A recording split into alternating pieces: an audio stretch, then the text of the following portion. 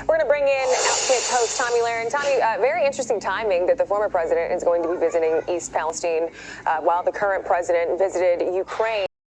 When he could have just made a pit stop. 290 miles is the distance from the White House to East Palestine. He could have made that stop very easily and just at least showed some face that he was there to support them. But what did you make of this, especially that he wrote a $500 million check to Ukraine? Meanwhile, American taxpayers are dealing with what they're dealing with in Ohio.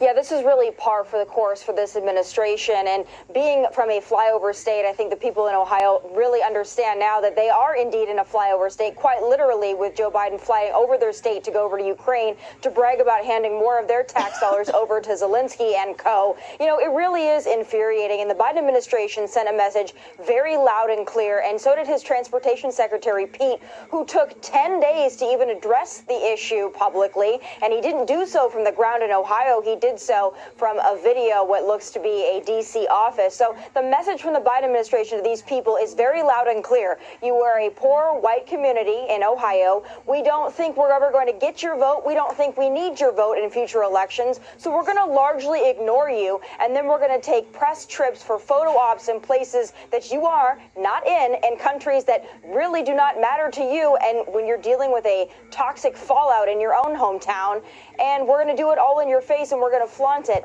It's shameless. This is really what the Biden administration has stood for from day one. Make Ukraine great again, but for Ohio, largely ignored. Do you think that's really what this is, especially because when you think about it, FEMA says that this doesn't warrant federal aid, which I don't, if this doesn't, I don't know what does. But do you think that's what it comes down to, that it's a white community, that it was predominantly Republican? Surely you would hope not, but is that what you think?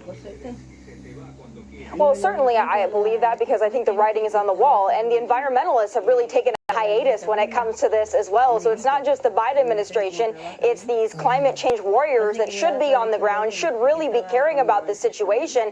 And all signs point to, yes, they don't seem to care about this community. Now, the thing that bothers me most about this is right now, Fox News and other conservative outlets are putting a lot of heat and a lot of pressure on this administration to care about Ohio, something that we shouldn't have to do.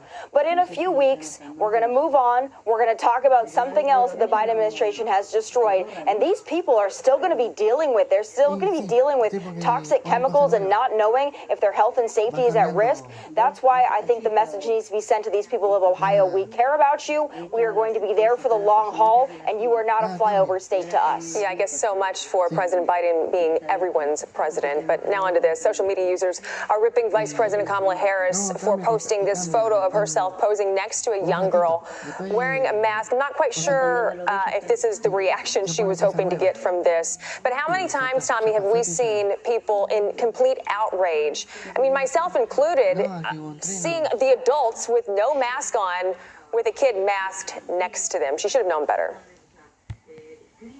Well, she absolutely should have. But again, I think also the caption on this photo that she tweeted out for her own purposes, by the way, is never ask permission to lead. But you have to ask permission to breathe freely if you're a young child who actually has very little risk from COVID, always has had very little risk from COVID. But it sends a very strong message from Kamala. She uses these children as props. And we know in the past she's actually used children as props for commercials and other press opportunities. But this is child abuse through and through. I can't believe we are still masking children. And it's a strong message coming from the vice president when you are once again using children to advance yourself, especially when they have to be in a face diaper. But do I expect much else from Kamala Harris? No, not really. Do you think she'll learn her lesson, or do you think she's going to continue to do stuff like this? Because she seems like she's just going to keep doing it to me. Yeah, you know, again, we've given this vice president so many opportunities to prove us wrong, to maybe go to the board or maybe address some of the things that she is czar of. She's not done any of that. So I expect her to stop with these cheesy photo ops. No, I absolutely do not. It seems to be working for her so far, and she will be, you know, the top contender for 2024 if Joe Biden chooses not to run. So it's working for her, and that just shows the sad state of the Democrat Party.